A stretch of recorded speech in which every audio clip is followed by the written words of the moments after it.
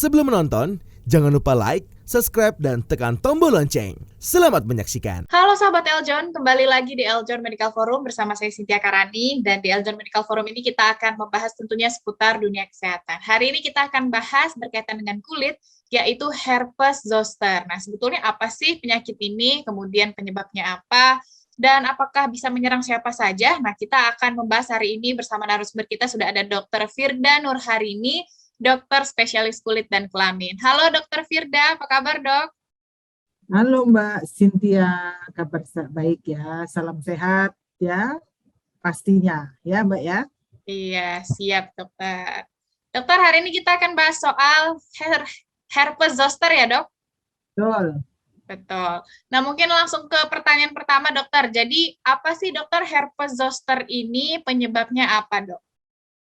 Jadi begini Mbak Cynthia, saya manggilnya Cynthia atau Mbak Cynthia ini enaknya? Cynthia aja dokter.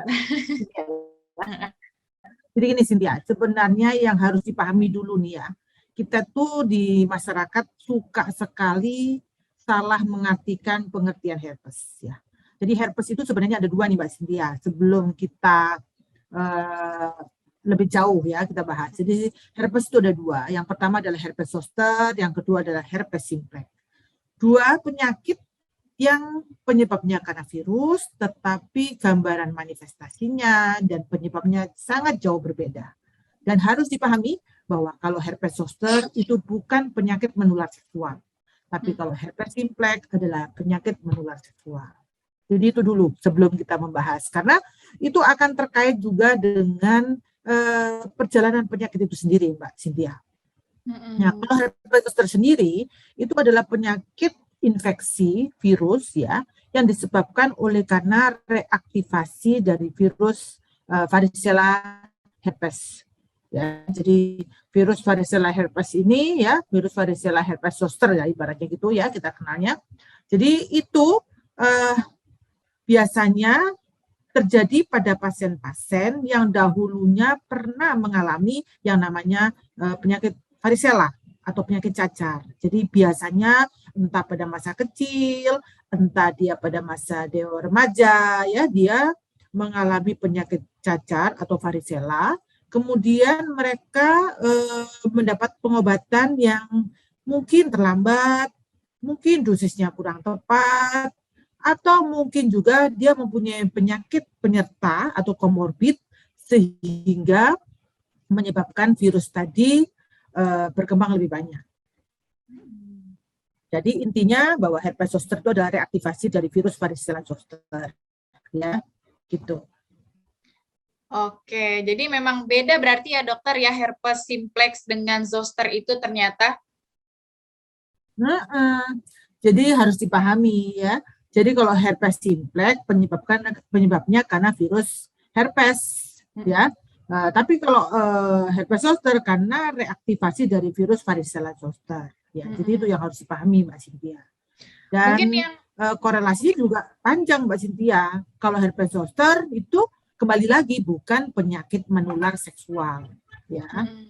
Jadi paradigma di masyarakatnya kan itu sangat jauh berbeda. Seseorang yang terkena penyakit menular seksual itu akan menyebabkan pandangan oleh masyarakat juga kan jauh berbeda, ya kan? Oke, jadi herpes simplex itu yang tadi penyakit menular seksual yang biasanya terjadi di daerah dekat kelamin gitu ya dokter ya? Betul. Oke. Nah kalau herpes zoster ini dokter, gejalanya seperti apa dok? Jadi begini, kembali saya sampaikan tadi ya, jadi kalau herpes zoster ini kan disebabkan karena virus ya, dan dia satu hal yang sangat-sangat perlu diperhatikan oleh masyarakat bahwa herpes zoster ini biasanya muncul sebagai gerombolan plentingen atau gerombolan vesikel istilahnya gitu ya, di mana gerombolan ini Mbak Cynthia bisa berupa vesikel, bisa berupa papel ya, di mana dia akan bergerombol di mana umur dalam satu gerombolan itu sama, tetapi kemungkinan bisa berbeda dengan gerombolan yang lain, dan kulit di antara gerombolan ini normal ya, kemudian bersifat unilateral sesuai dermatom. Jadi artinya hanya mengenai setengah dari bagian tubuh kita. Jadi dia tidak akan menyerang setengah bagian tubuh yang lain. Tetapi pertanyaannya mungkin nggak dok kalau misalnya dia menyerang melebihi dari setengah tubuh? Bisa, ya, dan itu biasanya terjadi pada orang-orang yang status imunnya sangat turun, seperti pada kondisi HIV atau AIDS dan lain-lain, atau mempunyai penyakit komorbid yang berat, misalnya diabetes mellitus yang tidak terobati. Jadi kalau orang itu status imunnya bagus, yang kita kenal dengan imunokompeten, maka dia bisa membatasi hanya di setengah garis tubuh. Jadi kalau misalnya kanan tok, kiri tok, gitu Mbak Cynthia. Jadi itu yang harus dipahami. Sehingga tidak ada salah kaprah. Orang bilang kan kalau sakit herpes, terus kemudian dia itu mengenai bisa menyeberang ke anggota tubuh yang lain, dia pasti mati gitu. Jadi sebenarnya matinya itu bukan karena herpes, Mbak, tetapi karena penyakit dasar yang menyertainya. Jadi misalnya HIV, AIDS kayak gitu, atau diabetes yang tidak terobati dan lain, atau penyakit-penyakit autoimun yang berat, jadi gitu. Jadi bukan karena herpesnya seorang itu meninggal. Oh, oke. Gitu, Jadi yang katanya kalau misalnya melingkar bertemu itu sebabkan kematian, itu nggak benar ya berarti dok? Ya sebenarnya saya bilang kalau melingkarnya aja ya nggak apa-apa. Cuman yang menyebabkan kematian ya penyakit dasarnya, penyakit yang membawa dia sehingga sistem imunnya jadi turun. Itulah yang membuat dia meninggal. Gitu Mbak. Ya, dan resiko dari penanganan, jadi gini Mbak, di dalam penyakit herpes ya, ataupun penyakit varicella, itu ada yang namanya golden period. Golden period itu artinya begini, virus, saya harus jelasin dulu ya, di dalam dunia medis itu ada namanya infeksi bakteri, ada infeksi jamur, dan ada infeksi virus ya. Nah, infeksi bakteri dan infeksi jamur, kalau kita misalnya nih terlambat penanganan, misalnya, aduh saya udah telat nih, hari kelima baru berobat. Nah, kalau kita datang ke dokter yang tepat, diberikan dosis yang tepat, maka kita bisa mengeliminasi si jamur dan bakteri tadi sampai ke titik terendah. Tapi kalau virus itu berbeda, Mbak. Virus itu adalah suatu makhluk hidup yang tidak bisa dibunuh. Itu yang harus dipahami. Makanya kenapa COVID tidak bisa hilang, ya. Kenapa? Karena virus itu tidak bisa dibunuh. Dia hanya bisa dicegah untuk tidak bereplikasi, dicegah untuk tidak bisa beranak lebih banyak. Oke? Jadi yang sudah masuk ke dalam tubuh dia akan tetap hidup begitu. Nah, jadi kalau pada kasus herpes zoster atau varicella atau cacar itu ada namanya golden period, di mana golden period itu adalah 3 kali 24 jam. Jadi kalau penanganan kita itu masih di bawah 3 kali 24 jam, maka virus itu bisa kita tekan untuk berproliferasi, itu bisa semaksimal mungkin, ya. Tetapi kalau kita terlambat penanganan, misalnya sudah lebih dari 3 kali 24 jam, maka resikonya adalah banyak virus yang sudah berproliferasi, banyak virus yang sudah beranak dan berkembang, dan dia akan tetap hidup di tubuh kita sampai akhir hayat. Itu yang harus dipahami. Nah, resikonya apa di sini? Penanganan yang terlambat, lebih dari 3 kali 24 jam, apalagi kalau sudah punya penyakit komorbid, maka virus yang sudah masuk tadi dia akan dorman, dia akan bersembunyi di dalam tubuh kita. Nah, dia akan memberikan gambaran-gambaran mengikuti keluhan berikutnya. Jadi kadang-kadang nih Mbak, yang pada penyakit herpes ini yang sering menjadi problem pada pasien-pasien pasca herpes ini adalah yang dinamakan nyeri pasca herpes atau PHN, post herpetic neuralgia, yaitu nyeri yang timbul setelah penyakit herpes zoster itu menyembuh. Jadi lesinya sudah tidak ada Mbak, sudah sembuh, sudah hilang, tidak ada keluhan. Tetapi beberapa bulan kemudian, sekitar 3 bulan, tiba-tiba ada nyeri yang sangat pada bagian tubuhnya. Nah, itu yang dinamakan PHN. Padahal sudah tidak ada lesi lagi. Nah, mengapa PHN itu terjadi? Jadi PHN itu terjadi karena begini Mbak, kalau saya sih selalu mengumpamakan ke pasien-pasien saya ya, saraf ya atau neuron itu saya umpamakan seperti kabel listrik ya, bukannya saya istilahnya tukang listrik bukan ya, jadi saya menggambarkannya seperti itu ya. Jadi saraf itu saya umpamakan seperti kabel listrik ya.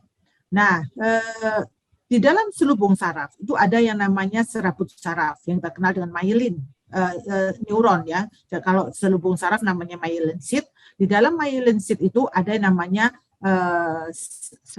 serabut-serabut saraf yang disebut akson, dendrit dan lain-lain ya.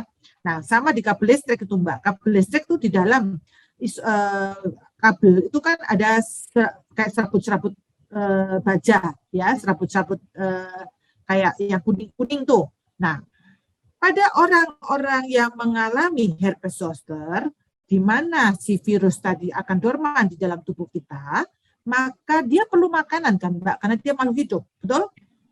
Betul. Nah, yang dimakan ini adalah selubung sarafnya. Yang dimakan adalah myelin sheath-nya. Di mana kalau di kabel listrik itu dinamakan isolator karena plastiknya yang dimakan, betul?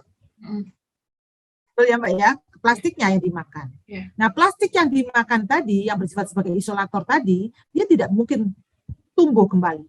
Dia tidak bisa regenerasi. Karena itu maka kabel listrik tadi banyak yang lubang-lubang karena dimakan oleh si virus. Nah, yang terjadi maka si serabut-serabut tembaga yang ada di kabel listrik tadi dia akan bersentuhan dengan dunia luar sehingga terjadilah yang namanya hubungan singkat, konslet. Nah, pada herpes zoster seperti itu karena dia tidak ada isolatornya, dalam hal ini ada myelin sheath, maka pasien itu seringkali mengalami nyeri, panas, dan lain-lain. Dan nyeri dan panas ini, Mbak, biasanya sangat mengganggu aktivitas. Bahkan kadang-kadang membuat seseorang depresi. Bagaimana tidak depresi?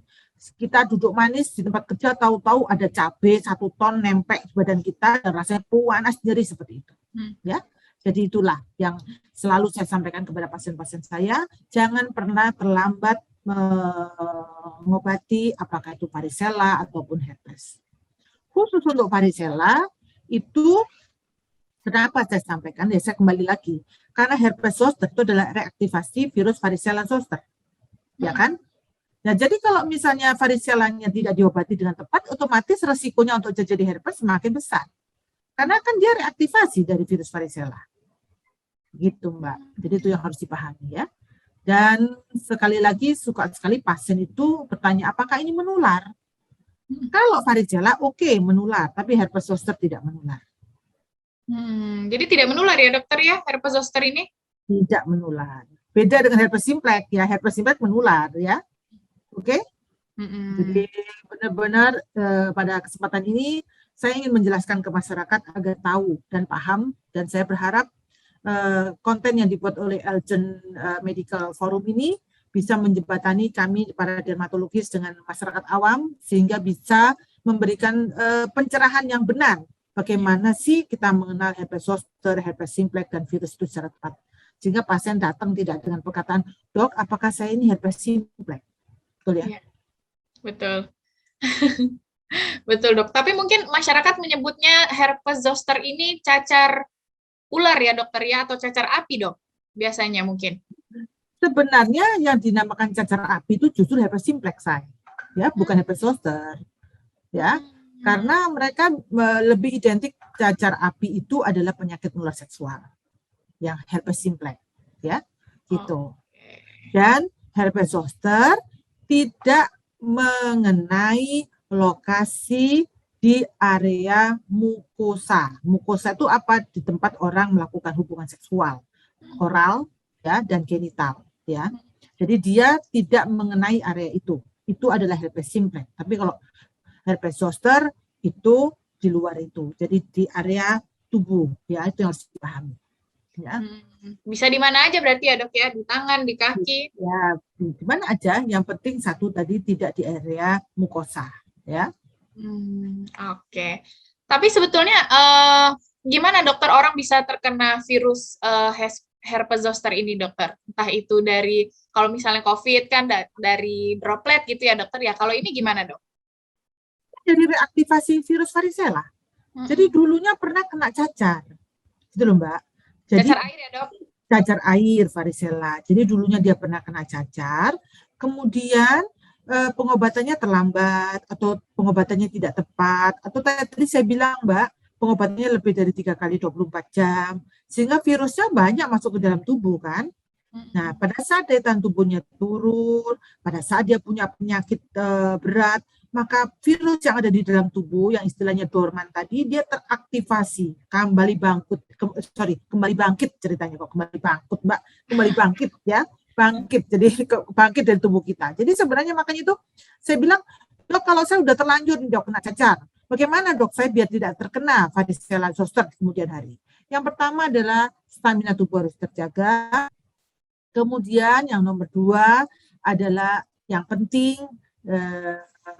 menjaga imunitas, ya, tidak boleh stres, ya, dan memberikan edukasi kepada sekitar apabila ada teman, saudara yang terkena cacar, jangan pernah terlambat penanganan, ya, langsung. Karena saya sendiri pernah mengalami cacar, Mbak. Jadi waktu itu ya, kalau saya bilang nih Mbak Cynthia ya, ini curhat.com ya.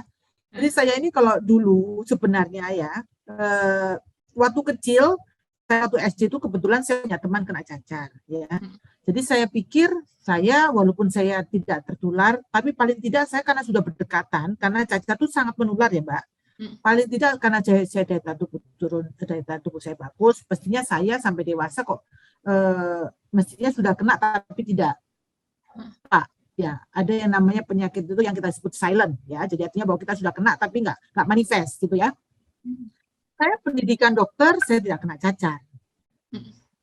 Saya pendidikan spesialis, nangani juga orang sakit cacar, juga nggak kena cacar. Jadi saya pikir, oh berarti saya ini sudah pernah kena cacar, makanya saya aman. Saya pikir kan gitu ya Mbak, karena cacar tuh cuma cukup sekali, herpes zoster pun cukup sekali Mbak. Beda dengan herpes simplex bisa berkali-kali. Namanya recurrent ya. Nah, jadi saya pikir, oh sudah, berarti saya ada riwayat dulu waktu kecil saya sudah pernah kena cacar, jadi otomatis saya udah tubuh saya sudah ibaratnya itu sudah kuat terhadap cacar ya. Pas saya sudah jadi spesialis Mbak, sudah jadi spesialis ya, dan saya kira umur saya juga tidak muda lagi ya. Suatu ketika saya habis ngantar anak saya gerak jalan nih ya. Besoknya mau berangkat ke kantor kok ada tiga buah pelenting di tubuh saya. Saya pikir masa saya cacar ya? Setelah perjalanan saya sebagai seorang dokter berapa puluh tahun, nggak mungkin lah saya kena cacar, saya pikir gitu kan. Terus saya tanya sama teman saya, sama dokter kulit gitu, saya tanya kan dia, Mbak, saya ini mau nanya, hanya mastiin aja, ini bukan cacar kan? Itu kata teman saya, itu cacar, katanya. Hah, Mas? Dengan riwayat perjalanan saya sebagai seorang dokter umum, dokter spesialis ya, saya kena cacar. Jadi artinya begini Mbak, daya tahan tubuh yang turun itu juga berpengaruh terhadap tingkat kesehatan kita. Jadi artinya bahwa selama ini persepsi saya bahwa saya sudah pernah kena cacar tapi tidak manifest itu ternyata salah. Dan ternyata saya tidak pernah kena cacar, dan karena saya sudah berumur baru kena cacarnya. Sama seperti itulah Mbak Cynthia ya. Jadi kalau dibilang tadi bagaimana ya Dok caranya kita yang sudah pernah kena cacar agar tidak terkena herpes, ya pertama penanganannya harus tepat ya, 3 kali 24 jam, juga harus yang bagus, yang tepat ya, sehingga proliferasi dari virus itu tidak bisa banyak. Mungkin Mbak Cynthia nggak percaya dengan penanganan, karena saya tahu ya, jadi otomatis saya kan 1 kali 24 jam tuh Mbak, ya kan? Saya berikan terapi yang tepat, pelenting yang ada di tubuh saya tidak pernah berkembang dari angka 3. Cukup di angka 3. Jadi varicella saya tidak sampai kemana-mana. Saya cuma 3 biji saja di tubuh saya. Oh, nggak sampai ke tangan, nggak sampai. Iya, gitu. Jadi makanya saya bilang kita harus memberikan terapi yang tepat, obat yang tepat, dan timing yang tepat. Maka proliferasi itu bisa kita tekan, sehingga resiko herpes zoster di kemudian hari juga bisa kita minimalis kan. Oke. Jadi belum tentu juga orang yang udah pernah cacar air ini akan menderita herpes zoster ya Dok, kalau misalnya tadi penanganan tepat. Jadi Mbak Cynthia sekarang udah tahu kan resepnya? Harus dibawa 3 kali 24 jam ya. Saya berterima kasih kepada tim Eljon ya, memberikan kesempatan kepada saya untuk sharing tentang penyakit virus ini ya. Sehingga pasien datang, orang awam datang tidak dengan perkataan, Dok, saya ini herpes simplex ya. Padahal lokasinya ada. Kalau di dada kan bukan saya. Ya kan? Betul. Oke. Tapi mungkin untuk orang yang dulu pada saat cacar air gitu ya dokter ya, penanganannya tidak tepat, berarti suatu saat nanti akan bisa terkena kalau misalnya staminanya atau imun tubuhnya nggak baik gitu dok. Kemungkinan besar bisa terkena, tetapi tidak jadi jaminan ya. Jadi faktor predisposing faktornya yaitu tadi ada usia lanjut ya, kemudian ada komorbid ya, kemudian status imunitas yang turun. Ya, itu bisa menjadi pemicu. Walaupun semua juga kembali pada takdir toh Mbak. Kita manusia kan hanya berusaha. Tapi kalau misalnya Tuhan sudah menentukan, ya kamu harus kena, mau bilang apa, ya kan? Iya dok.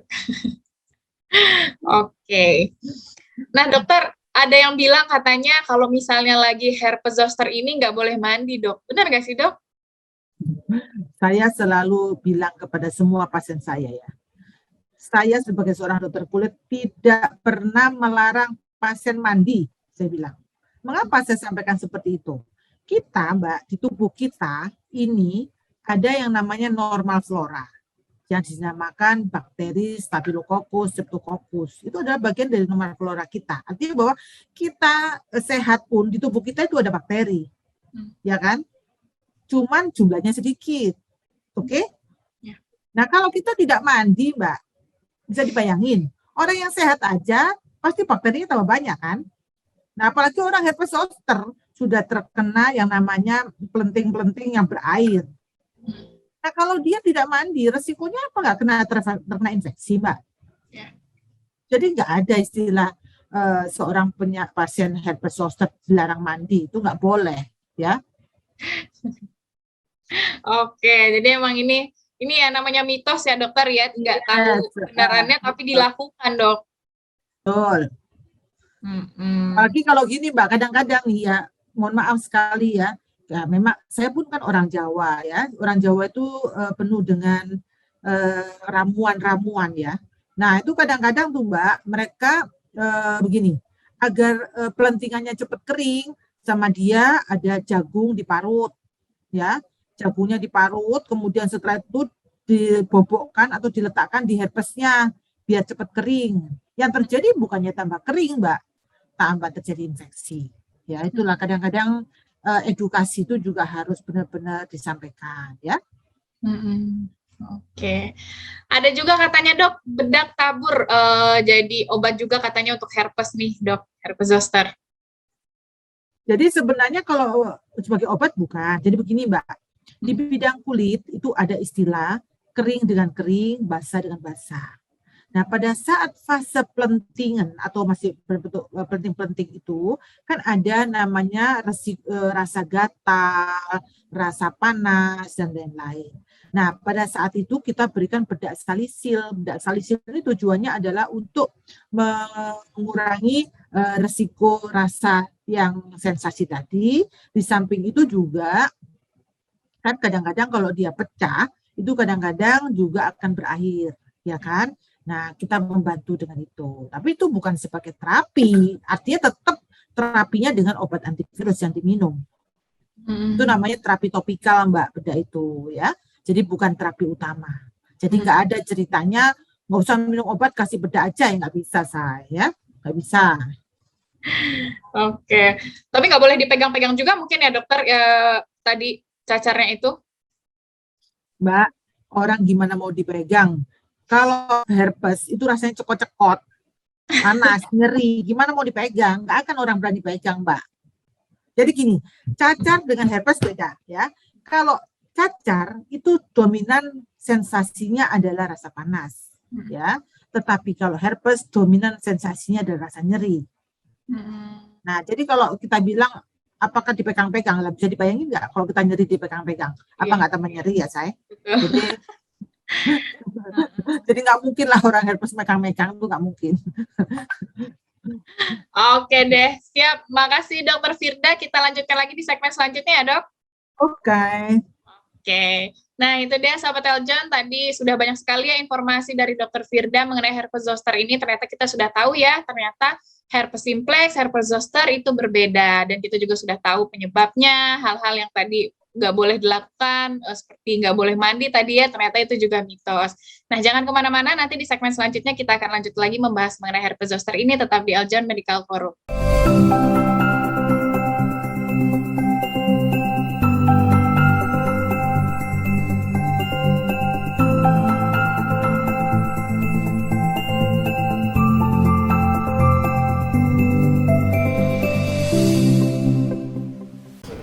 Ade Tirek makan pepaya. Jangan lupa like ya.